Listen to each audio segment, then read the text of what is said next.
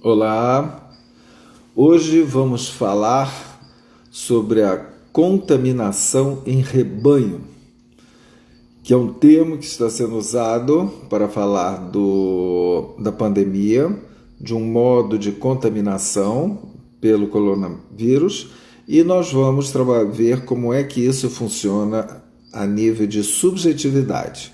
O que seria uma contaminação em rebanho, subjetivamente falando? Esse é o tema da nossa live de hoje. Bom, tem um monte de gente chegando. Oi, Vanisa, já chegou. Bastante pessoas. Já estamos com quase 250. Eu vou deixar um pouco... Hoje nós temos uma convidada para fazer um breve comentário. E eu vou deixar os comentários um pouco ligados até eu convidá-la, tá?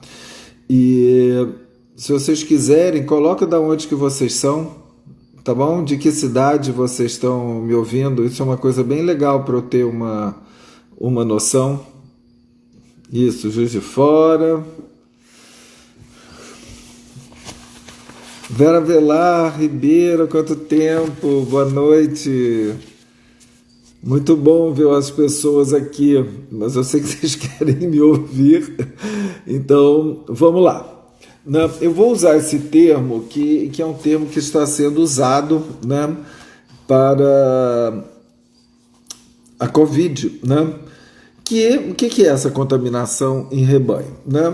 Ao invés das pessoas se isolarem, elas vivem suas vidas normais, se contaminam, né? Deixa as pessoas se contaminarem e assim grande parte da população acaba se contaminando, se cura e desenvolve a imunidade ao Covid-19. Né? Essa aqui é a ideia. Só que não, vamos ver. Mas aí qual é a ideia? Assim a pandemia, né?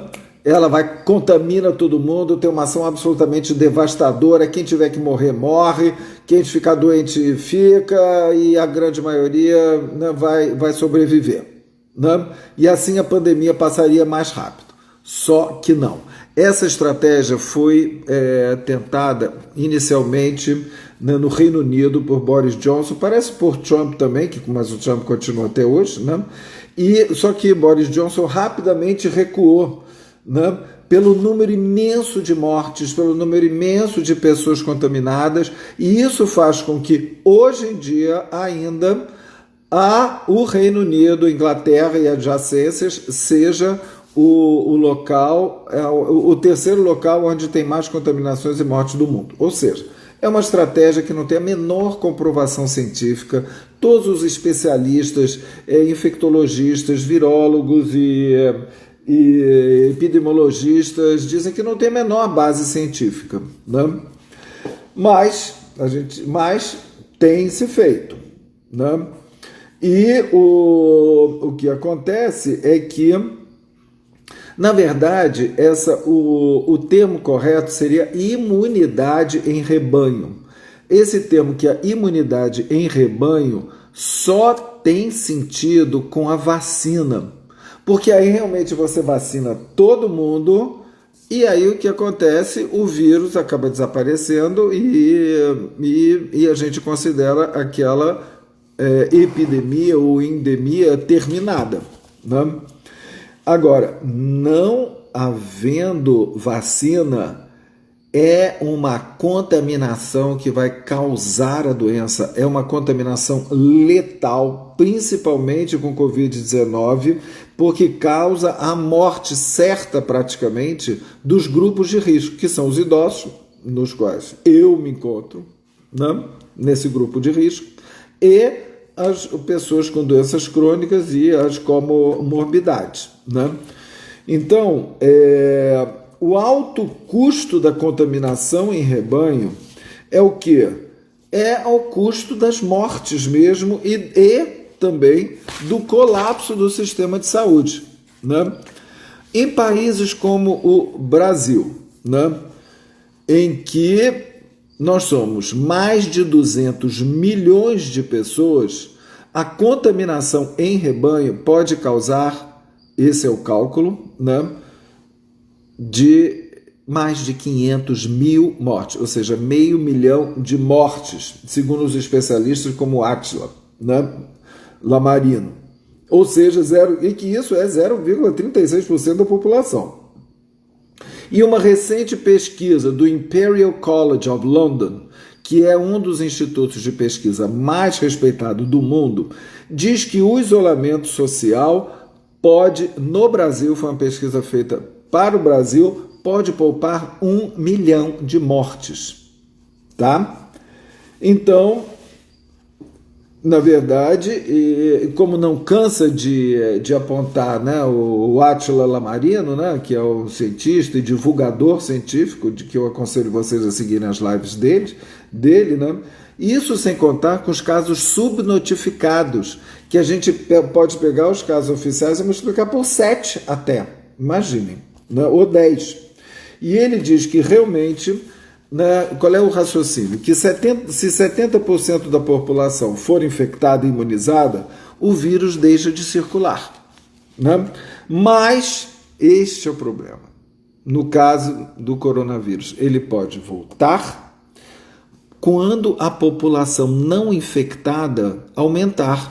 Porque se você infectar 70% da população, né, e não infectar 30%, digamos, velhos, fiquem em casa, não que são os 30%, só que se for aumentando o número dos não contaminados, o que vai acontecer? Vai voltar tudo. Né? E, além disso, pouco se conhece ainda sobre a imunidade, esse tipo de imunidade. Né? É muito cedo, muito recente. Né? Então, não sabemos quanto tempo dura essa imunidade, não sabemos se o vírus pode entrar em mutação. Enfim, todos os cientistas e estudiosos recomendam a quarentena, o isolamento social, até haver a vacina. Aí vocês estão perguntando, gente, essa live do que, né, é sobre psicanálise, o que isso tem a ver com psicanálise? E por que eu estou falando isso hoje? Né, me detendo nesse assunto muito mais do que das outras vezes. Porque nós chegamos a 2 milhões de casos infectados. Estamos com mais de 80 mil mortes. Né? Lembra-se, e ainda está subnotificado. E no Rio de Janeiro, onde eu moro, e tem muita gente que me assiste que é do Rio de Janeiro, nós estamos com um total de 12 mil mortes. E aí eu fiz, todo mundo está dizendo, né, porque o número de mortes está diminuindo no Rio, e está todo mundo saindo, está uma alegria enorme, né, teve aquele vídeo da galera que foi pro Leblon, dos bares com pessoas e não sei o quê. Pois bem, eu só peguei de 4 dias para cá. Dia 15, 133 mortes em 24 horas, 1.600 casos novos. No dia 16, houve uma queda brusca, para meu ver, é uma subnotificação. Aparece só 90 mortes e 120 casos novos. Só que no dia 17, esses 124 já subiram para 650 novos casos, com 70 mortes, subnotificados. Então, o que nós estamos vendo, é que não há uma queda tão grande de casos assim, né?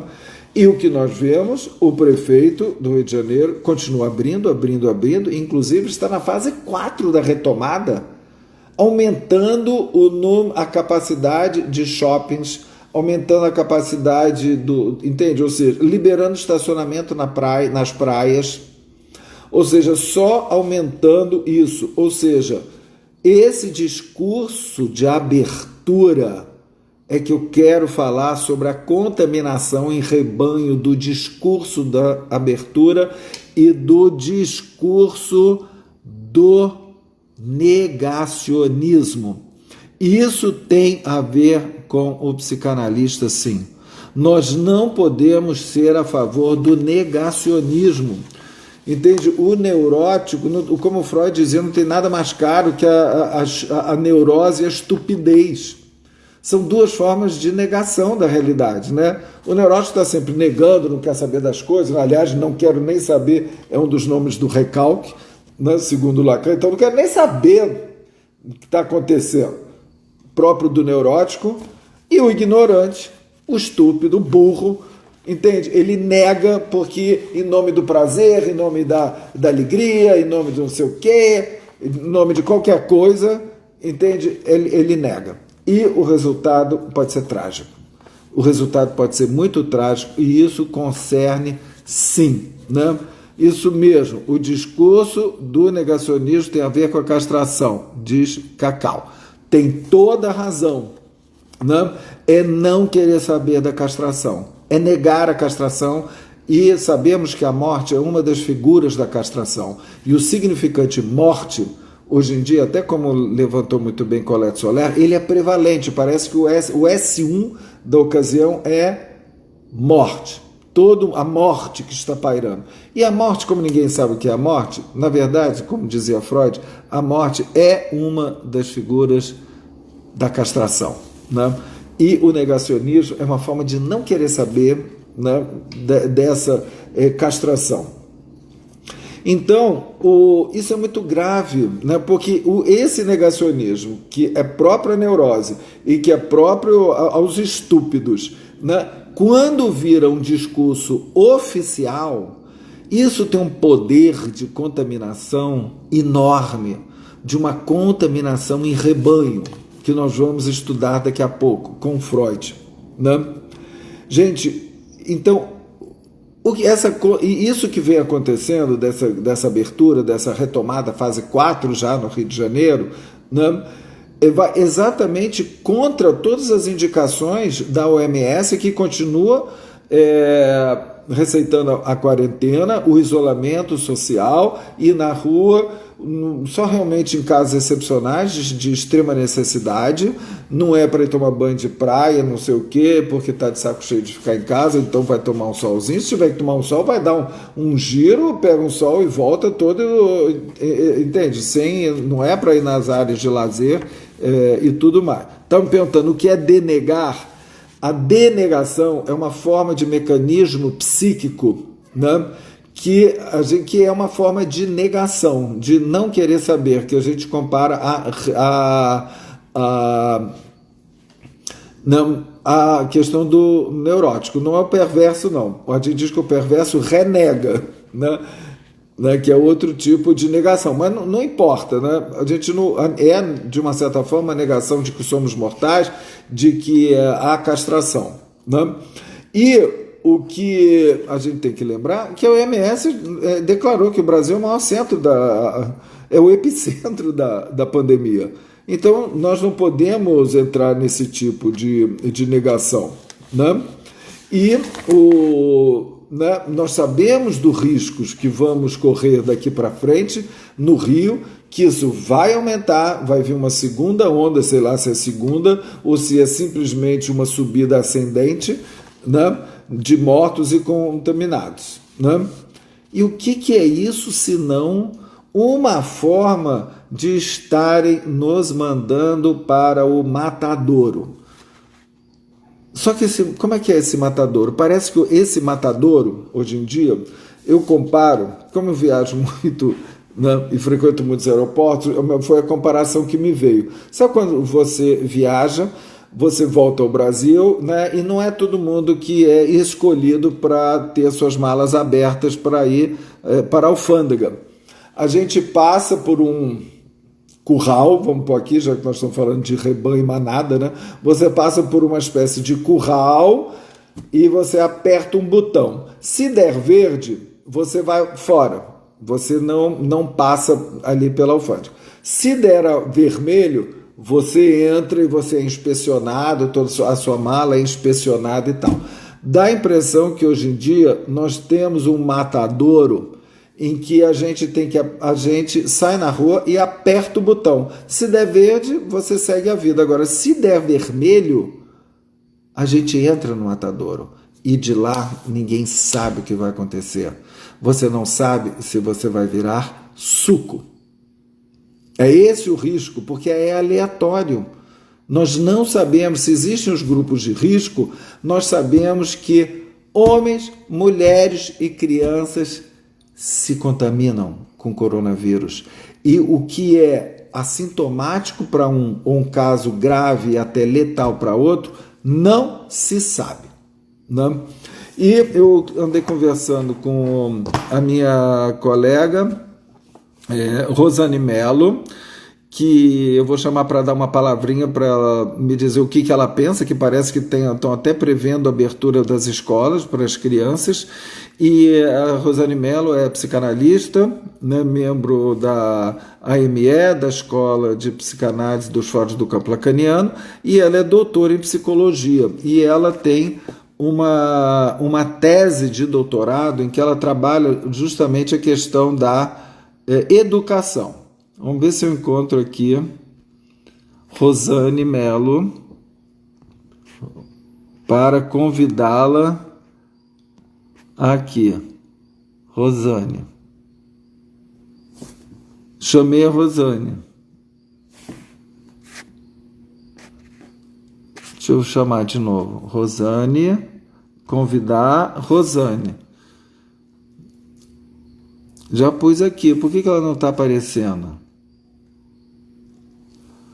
Alô, alô. Quando você fizer uma transmissão ao vivo com outra pessoa, qualquer um que puder assistir aos vídeos ao vivo, poderá também assistir essa transmissão. Tudo bem. Mas peraí, por que ela não está aparecendo? Tem que fazer o quê, gente? Adicionar. Aguardando Rosane Mello, vamos ver. Olha, tem gente que foi. Oi! Oi! Oi, boa noite! Tá me ouvindo? Tô. Tá. Boa noite, Fala obrigada aí. pelo convite. O que você acha disso tudo, Rosane? Eu acho que é uma nação rumo ao infanticídio. A abertura às aulas nesse momento é uma nação infanticida, né? Vou te dar alguns dados assim, né, que eu tenho recolhido, né? Só para a gente lembrar de duas frases da OMS recentemente, né? O vírus está no controle do Brasil. Essa é uma frase, né? A segunda frase é: o pior ainda está por vir. Se o pior ainda está por vir, como assim um país que é o segundo do planeta em contaminação pensa em reabertura de escolas, né? Com frases mentirosas, com omissão de dados, com a banalização da situação nos seus sites oficiais. No Rio de Janeiro é isso que está acontecendo, né? Só para que vocês tenham uma ideia, o prefeito do Rio de Janeiro, né, recentemente, disse que as crianças são imunes. Cadê o Conselho Nacional de Saúde, né, para responsabilizar uma fala como essa? As crianças não são imunes. As únicas coisas que nós sabemos até agora, né, deve-se inclusive porque nós protegemos as crianças quando interrompemos as aulas, né? Nós as mantivemos dentro de casa, isso no mundo inteiro, né? Isso fez com que a gente também não tivesse uma contaminação muito grande de crianças, o suficiente para que nós tivéssemos uma base populacional de pesquisa sobre o impacto do Covid na infância. Nós não temos. O que nós temos Como é são... que é isso? Como é que é esse papo? O impacto, né? Que Ah, tipo o de impacto, o desculpe. impacto. Não se Isso. sabe? Não sabemos. Sabemos assim, o que nós sabemos? Que as crianças, elas agravam menos, né? Se elas se contaminam, né? Elas têm quadros menos agravados. Se elas se internam, elas saem mais rápido das internações, né? Se elas precisam de uma UTI, elas também podem passar mais rápido por uma UTI. né? Mas nós não temos dados suficientes, porque nós não temos tantas crianças internadas assim no mundo inteiro, justamente porque nós evitamos a maior forma de aglomeração que temos de crianças no planeta, que é dentro das escolas, né? Os recreios, as salas Você já escolares. imaginou como é que vai conter a distância entre as crianças no recreio? 200 crianças num recreio em determinadas unidades escolares, 50 crianças em uma turma. Nós chegamos em algumas escolas municipais e estaduais, né? Assim, mesmo com o rodízio, nós envolvemos toda uma comunidade escolar, nós envolvemos merendeiras, nós envolvemos, né, educadores, coordenadores de turno, o pipoqueiro que fica do lado da escola, enfim. Nós envolvemos pais que vão ter que levar e trazer essas crianças da escola. Mesmo alternadamente, nós estamos expondo crianças a um risco totalmente desnecessário nesse momento. Nós não temos planejamento para isso, não tivemos para o atendimento de adultos, né? Nós convivemos no Rio de Janeiro hoje com a seguinte fala do prefeito, né, e do secretário estadual de saúde, que nós estamos muito bem com 68% de ocupação dos leitos de UTI nas redes públicas de atendimento. Ou seja, ele considera baixíssimo. 68%, né? Se colocamos, olha, nós temos se juntamos escolas públicas, estaduais, municipais e a rede privada, nós vamos ter mais de 2 milhões de crianças circulando pela cidade, né? Mesmo que alternadamente. Sabemos hoje, com os dados que temos, né, que as crianças, não as crianças, mas os adultos da população de baixa renda, né, que estão dentro das favelas, a letalidade é 2 vezes maior do que os locais que não têm favelas, né? As crianças que sofrerão com, né, o impacto da pandemia sobre elas, né, nessa movimentação que nós vamos aí, né, promover, né, ou que, né, enfim, algumas entidades pretendem promover, implica nós deixarmos crianças num sistema de saúde que sequer tem condições hoje de atender os adultos, né? É verdade. Porque, olha só, inclusive tivemos uma mudança importante. Muitos leitos de crianças, muitos leitos pediátricos foram transformados para atendimento Covid de adulto. Nós não temos nenhum planejamento caso haja, né, um aumento de casos de crianças e uma necessidade de que crianças sejam atendidas, né, na rede pública de saúde. Não temos condições para isso. Isso é um infanticídio. Né? Infanticídio. É um infanticídio. Você tem toda a razão. Né? Eu não tenho outro nome. Nós estamos terrível ouvir isso, mas é verdade. Faz parte, isso que eu ia comentar depois, mas já posso comentar. Na verdade, essa contaminação em manada é uma forma de genocídio. É uma forma de genocídio programática. Quer dizer, só que não se sabe quem vai morrer. A gente sabe, de uma certa forma, já sabe que vai morrer os idosos, né? As pessoas de baixa renda, as pessoas que não têm, né, como se proteger. E então, as crianças de população de baixa renda, né? E as crianças da população de baixa renda. Ou seja, é um genocídio se a gente for pensar, né, mais profundamente, é um genocídio direcionado a uma determinada população. Os velhos que não servem mais para nada, né? Os velhos, os aposentados, não vamos gastar aposentadoria com eles, os inúteis, os que são doentes crônicos também, que são, digamos, afastados por alguma doença e tal, e a população de baixa renda. Temos uma outra questão muito importante. As crianças, elas são vetores. O que vamos dizer para esses sujeitos daqui a 20 anos? Que contaminarão, né, seus idosos em casa. Os pais e os avós. Pessoas na rua, que veicularão o vírus. Imagina a culpa. Exatamente. O que estamos depositando nas costas dessas crianças? Uma culpa que não é só neurótica, é uma culpa de fato. Exato. Porque elas se sentirão responsáveis pelo adoecimento e pela morte de seus entes queridos mais velhos e doentes. Exato. É verdade, é uma É. coisa muito importante. Vou te dizer uma outra questão que tem me assombrado. Assim, você abre os sites, né, da Secretaria Municipal de Saúde, no Rio de Janeiro, da Secretaria de Educação, você tem mensagens, né, muito problemáticas, porque elas individualizam os problemas. Né? Então, no site da Secretaria Municipal de Educação, diz assim, novo coronavírus, né? Troque o medo pelos cuidados. Imagina. Ou seja, se você tiver cuidado, se você tiver água, né? Primeiro tem que ter água em casa, né, gente? Tem que ter água, sabão e álcool gel, né? Com os cuidados básicos de higienização, né? Preconizados aí pela OMS. Essas crianças não têm esses produtos em casa, né? E você individualiza como se fosse uma questão individual, né? Se você se E é tratar pública. e E não é uma uma coisa sanitária, é uma questão saúde pública. sanitária, de Exatamente, saúde pública. exatamente. Rosane, antes da gente se despedir, eu queria aproveitar, como você também é professora universitária e você está na rede pública, a nível universitário, a gente vê uma diferença muito grande, assim, não estou muito a par, né?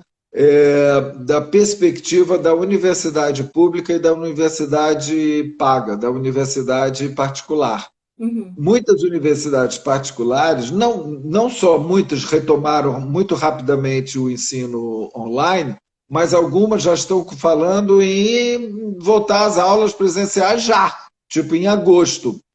E parece que, e a gente sabe, né, que o corpo docente não tem voz nessas universidades, né, particulares, né, e que é uma coisa muito difícil, né, dos professores poderem se contrapor a isso, né, eles são Uhum. funcionários pagos É, e tal. é.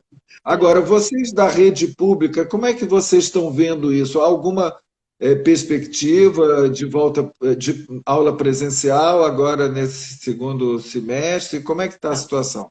presencial não. Enfim, as diferentes instituições de ensino superior têm tomado também posicionamentos, né, diferentes desde que a pandemia iniciou, mas há uma espécie de consenso, né, entre elas de que a gente não retorna presencialmente, né?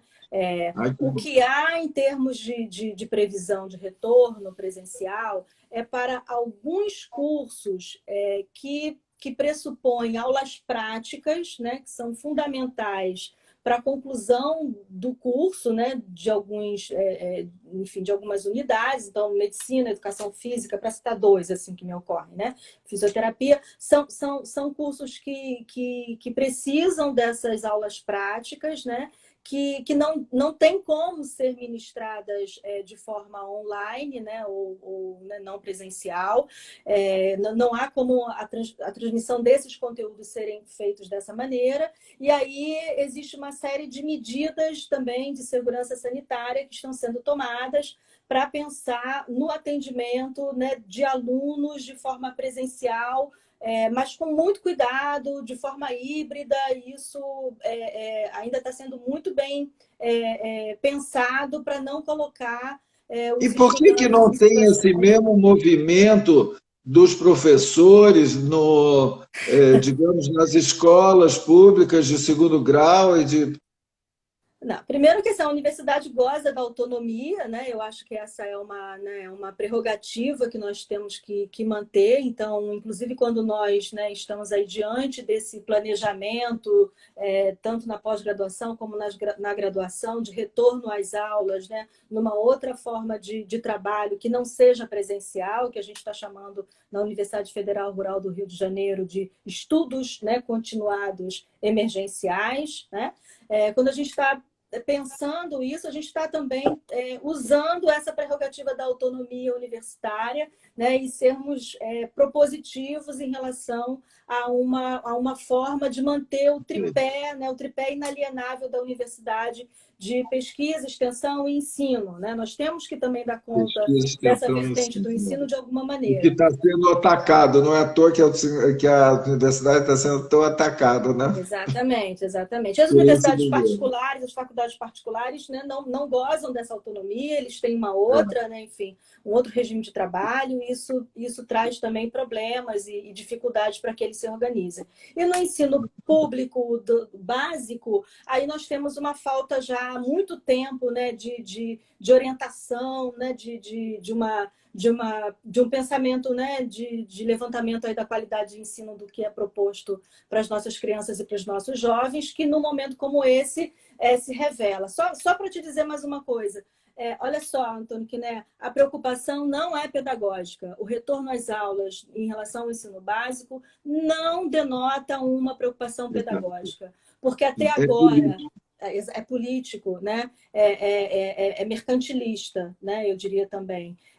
Não há nenhuma transparência dentro das secretarias municipais e estaduais de ensino sobre o que está sendo feito, sobre como os professores estão sendo treinados, né, para que eles possam, né, durante a pandemia, atender os alunos remotamente. Existe um trabalho intenso dos professores já de atendimento às crianças, mas em situações precaríssimas de vida, em situações precárias tecnológicas, né? As crianças sem acesso à tecnologia. Não há nenhum diagnóstico, né, desta ordem, de como estão os professores, como eles estão instrumentalizados, qual é o acesso à tecnologia das crianças de população de baixa renda até esse momento. Então, até esse momento, o que foi feito? Por que não disseram nada sobre isso? E por que agora simplesmente vamos retornar às aulas, né? Como se fosse A apenas pandemia uma tivesse questão acabado. de higiene pessoal, né? E não de um problema público sanitário seríssimo. Obrigada. Olha, Rosane, super obrigado por essas suas colocações que são arrepiantes, mas que são absolutamente necessárias para a gente não entrar num movimento negacionista da realidade, né? Sim, Então sim. tá bom. Tchau, obrigado pela sua participação. Continua aqui. Muito obrigada pelas suas lives e pelo convite. Então tá, como é que você sai? Oi? Como é que você sai? Peraí, tem sempre um xizinho aqui, né? Eu tenho que fazer alguma coisa? Ah, tá bom. Rosane, super obrigado. Gente, é chocante tudo isso, né? Que a gente ouve quando a gente vai se dando conta da dimensão política da situação, da dimensão política da realidade. Gente, aquilo que Lacan já falava desde os anos 50, o psicanalista tem que estar à altura da subjetividade da sua época. E a nossa época mudou muito. Agora, com essa pandemia, mudou muito, as mentalidades mudaram muito, né? Principalmente aqui no Brasil e nos Estados Unidos, com os discursos, digamos, né, por que não dizer, de direita ou de extrema-direita, não queria nem qualificar, mas em que, basicamente, que aparecem discursos misóginos, homofóbicos, racistas, etc. Como é que a gente podia imaginar? Isso era inimaginável no século XX. Eu vou até citar para vocês, teve ontem, acho que ontem ou anteontem, saiu uma reportagem muito boa, né, um texto do Joel Birman no Globo, né, em que ele fala uma coisa que eu concordo, parece que o século XXI começou agora, né? Ou então que vinha se preparando aquilo que é o próprio do século XXI, que é esse horror que a gente está vendo, essa forma de viver online, né, por causa de um fracasso do discurso da ciência, que não dá conta, né, desse vírus que de repente apareceu e que nos fez isolar, ou nos matar, ou nos manter completamente atemorizados, né? E, ao mesmo tempo, dentro de um governo que não nos dá orientação e não dá garantia, né? Então, o que eu acho bom, temos pouco tempo agora, até que nos resta, mas vocês fiquem tranquilos que eu vou retomar esse tema na próxima vez. Né? Por que eu falei, né, que eu uso essa expressão da contaminação em manada para a gente pensar a estruturação das massas, segundo Freud, a partir da psicologia das massas. Né? Porque é justamente o que Freud estuda, né? que são as massas organizadas, que ele vai pegar justamente o exército, né? O exército e a igreja, como uma forma de agrupamento organizado, né? Hierarquizado, né? Aonde nós vemos assim no sentido piramidal, né? Aonde tem um líder lá em cima e, né? Isso as patentes do exército, né? Ou marinha aeronáutica, né? Dando mesmo, né? A gente vê que tem um que é o que está na patente mais alta e que aquilo vai ter na sua hierarquia até o grau mais inferior. E que nós vemos na igreja da mesma forma. Né? Lacan situa a psicologia das massas no registro do imaginário. Mas eu queria ir mostrando para vocês como isso, né, está articulado também com o simbólico e com o real. A contribuição mais importante de Freud quanto à psicologia das massas é de pensar o que ele chama o caráter libidinal da massa. Por que a massa ela faz aquele indivíduo que está ali dentro daquela massa, daquele time, digamos assim, né? Daquela igreja, daquele exército, daquele time, como eu chamaria, né? Agir de uma forma que, se ele fosse individualmente, ele não agiria. O que faz o que aquela massa tenha uma modalidade de gozo, vamos dizer com Lacan, que seja própria a ela e não a outros. O que ele chama do investimento libidinal da massa. E que no capítulo, em um dos capítulos, né, desse texto, né, que é extremamente atual, e eu aconselho a todos vocês a trabalhar esses textos com seus alunos, em cartéis, nas escolas de psicanálise, nas universidades, porque ele é essencial para os dias de hoje, para nós entendermos, né, o funcionamento da sociedade e o funcionamento da política, porque isso é um funcionamento propriamente que a psicanálise pode ajudar imensamente a entender, né, a política. Né? E uma das contribuições mais importantes, né, de Freud é mostrar que a base disso é o mecanismo da identificação. A identificação com o líder, que seria uma identificação horizontal, né? Eu estou identificado com o líder que está no topo lá da pirâmide, mas tem as identificações, né, horizontais, que são as identificações com os meus colegas. Né? Com os meus colegas. Né? Então, eu tenho essa identificação, que isso tudo é da ordem do imaginário. Eu tenho uma identificação imaginária com aquele colega que faz parte do meu grupo, do meu time, da minha igreja, do meu partido, né? Do meu exército, né? E tenho a identificação com o líder, né? Que o presidente, o general, o papa, o padre da paróquia, alguém que está aí nessa posição. Né? E como é que se dá essa identificação? Isso é uma das contribuições mais importantes de Freud, que ele compara o estado do liderado, o estado psíquico do liderado, com o estado hipnótico, da relação do hipnotizado com o hipnotizador, o que mostra assim esse caráter, digamos, de manada, de rebanho, que faz com que todos fiquem hipnotizados pelo líder que está no mesmo lugar do hipnotizador.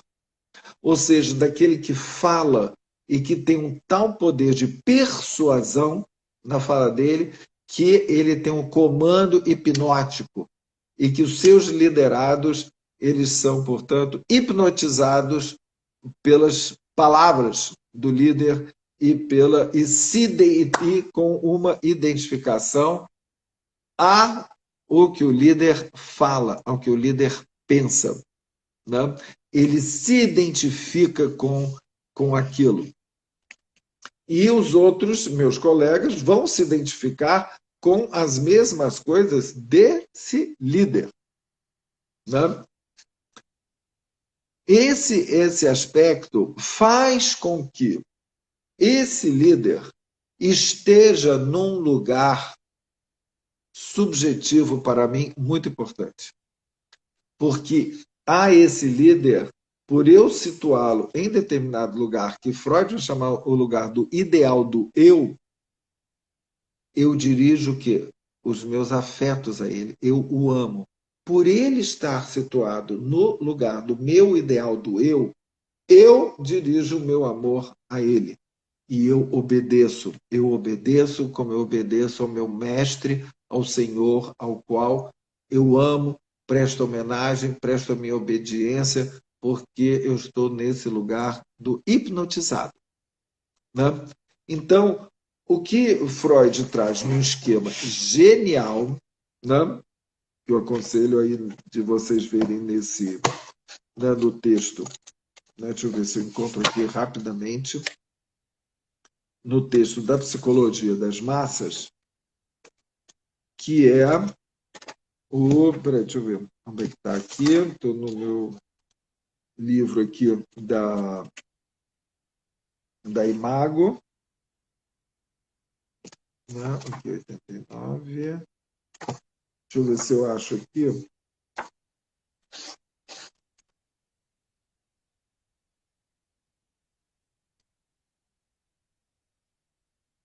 em que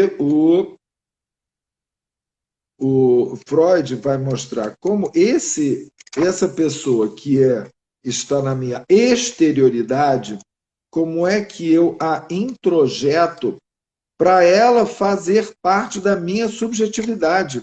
E isso é uma coisa muito importante, porque isso nos mostra aquilo que Freud falou, que a psicologia das massas não é diferente da psicologia do indivíduo, e que o sujeito do indivíduo coletivo, o sujeito do coletivo é o mesmo sujeito do individual.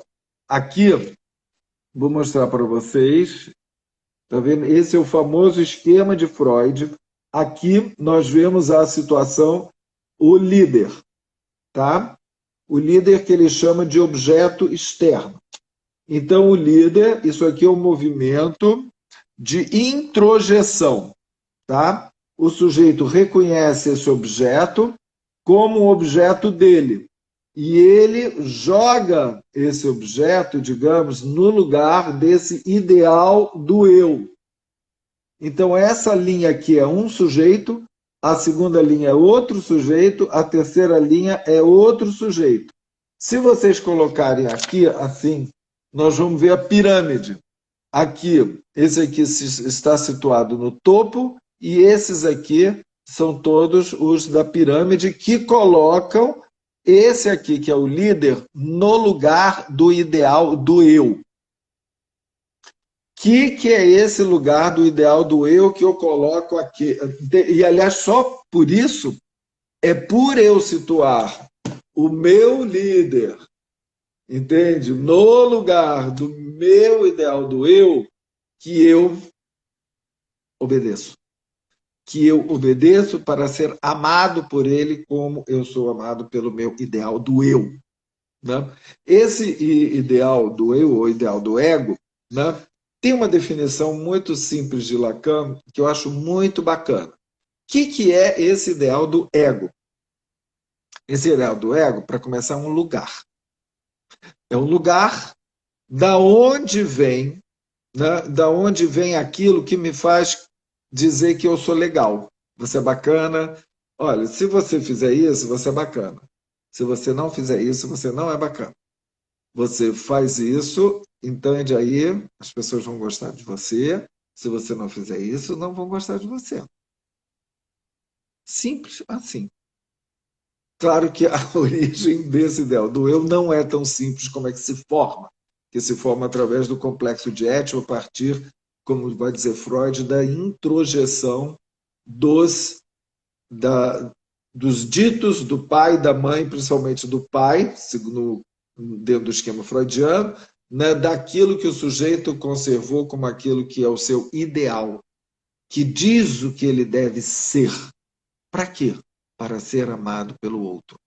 Então, a definição do ideal do eu, que eu gosto muito, que é a definição lacaniana, é o ideal do eu é o lugar psíquico de onde, o ideal do eu está aqui, de onde eu me vejo daqui como amável. Então tem esse lugar aqui do ideal do eu, estou assim, claro que não está aqui, né? Ele está aqui. Né? Esse ideal do eu que está é o lugar de onde eu mesmo, eu me transporto para lá e eu me vejo como amável. Então é uma instância minha e que não é uma instância minha. É uma instância minha onde ela é outrificada. Essa outrificação do ideal do eu é que faz que eu sempre procure colocar alguém neste lugar do ideal do eu, que é o lugar do amor, que é o lugar também do parceiro, da parceira, do amor.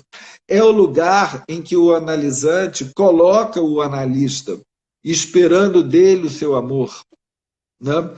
Querendo ser obediente, digamos assim. E é claro que o analista não pode responder do lugar do ideal do eu, que estruturalmente, pelo artifício da transferência, né, o sujeito o coloca. Ele não pode responder desse lugar, porque esse é o lugar do líder, esse é o lugar do hipnotizador. Né?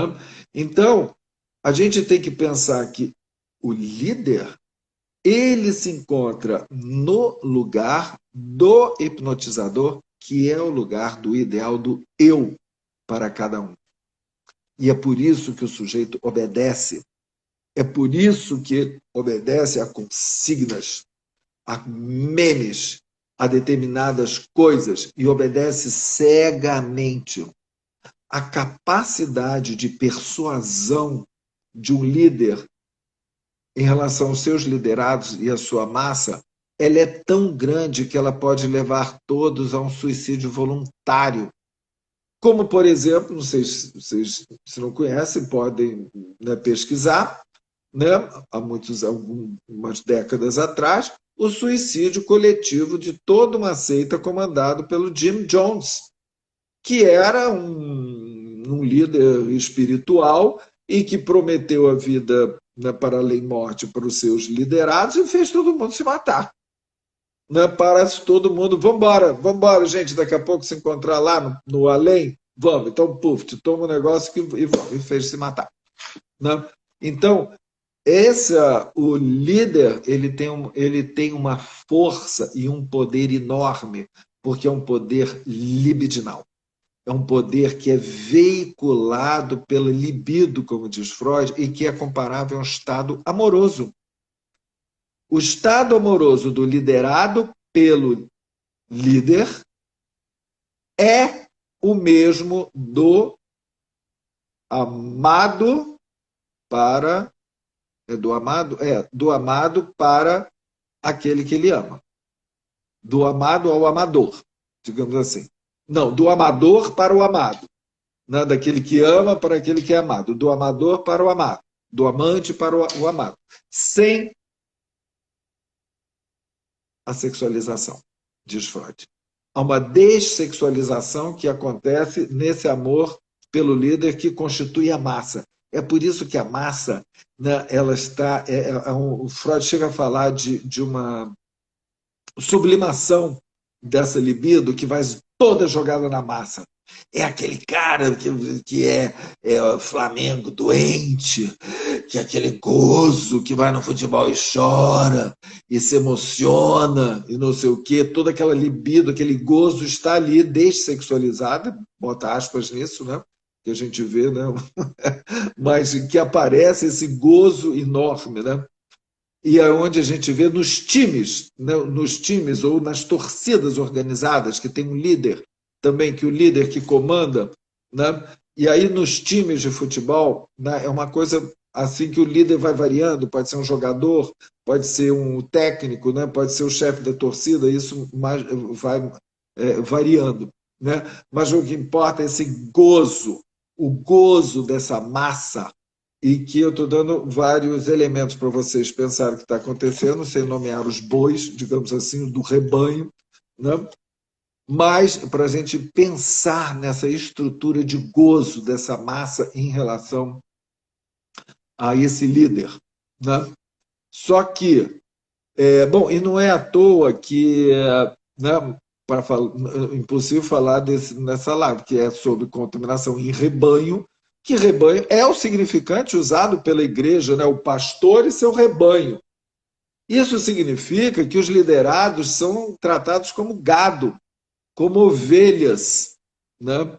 Como ovelhas, e que você, com um badalozinho, você faz elas seguirem para onde você quer, né?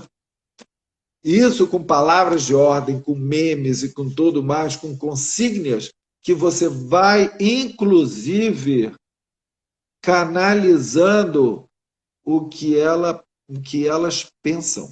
Você vai canalizando o desejo delas. Então, o poder de manipulação é imenso, né? O poder de manipulação de um líder com os seus liderados é imenso, né? E nós podemos pensar, né, que a democracia é uma trava a esse tipo de coisa, né? É uma trava porque a democracia representativa, né, vai situando, digamos, o cidadão, né, em várias instâncias intermediárias, né, os vereadores, deputados, senadores, presidente, ministros, etc., né, vai diluindo aquilo, né? A democracia, e pelo fato dela ser o rodízio no lugar das lideranças, digamos assim, né? No lugar de poder, ela é um antídoto contra a hipnose de massa. Assim como outro antídoto contra a hipnose de massa é o conhecimento, é o saber, é a possibilidade da argumentação. Uma coisa é você mandar uma ordem de comando para a massa, inclusive ameaçando ela, né? Não, na próxima eu vou falar de outros truques para se manipular uma massa, mas ameaçando, mas mandando uma ordem. Outra coisa é você colocar uma questão para ser debatida, aonde cada um é convocado como um sujeito e que possa trazer seus argumentos ou através da sua representação e sua representatividade, né? É por isso que nos governos totalitários e fascistas, né, são governos anti-intelectualistas, que atacam a inteligência, que atacam as universidades, ataca-se o lugar do saber, porque pelo saber e pelo conhecimento você pode melhorar o seu poder argumentativo, você pode entrar num debate, né? Os líderes totalitários não aceitam debates, né? Eles só aceitam dar ordens, e determinar inimigos, nós vamos falar sobre isso da próxima vez, e manter as pessoas em gozo. Não importa com o que, né? De preferência, quanto mais irracional, melhor. Estou falando assim, de uma estrutura mais fascista de massa e totalitária em termos de ordem e de comando, né? Isso é o que? Aí tem uma contaminação em rebanho. em rebanho, porque trata essa massa como um rebanho. A partir dessa identificação, que tem um fundamento, como nós vamos falar da próxima vez, um fundamento simbólico e um fundamento real. Esse fundamento real de gozo, nós já estamos, né, falando, né, mas tem um acento simbólico que é na própria estrutura da linguagem, né, porque para ter a massa, é preciso que esse líder venha encarnar determinados significantes mestres que são adotados pelos liderados, que se identificam com aquilo. Porque o que Lacan vai chamar a atenção, né, nesse texto de Freud é que a identificação nunca é com a pessoa inteira. Não existe isso. A identificação são com traços. Então, é um determinado traço que aquele líder encarna que vai fazer o liderado se identificar. A identificação a partir da linguagem, uma identificação simbólica a partir da qual ele vai constituir a sua identificação imaginária, né, com aquele líder, e vai imaginarizar e inflar de imaginário, idealizando demais, mas tem o fundamento é com traços, né? Com traços, com palavras e com aquilo que ele representa, né? Então, que mostra o arcabouço simbólico, né, da estrutura das massas. Então, da próxima vez, nós vamos continuar, né, tentando entender essa psicologia das massas a partir de Freud, com Lacan, para tentarmos pensar a nossa atualidade, né? Porque, mais uma vez eu digo, nós, psicanalistas, temos que estar ligados no que está acontecendo à nossa volta, estar à altura dessas subjetividades da nossa época. E a nossa época está difícil. Temos que estar muito atentos ao que está acontecendo, para nós não virarmos manada, nós não entrarmos nesse rebanho e de sermos os hipnotizados. Até a próxima. Tchau.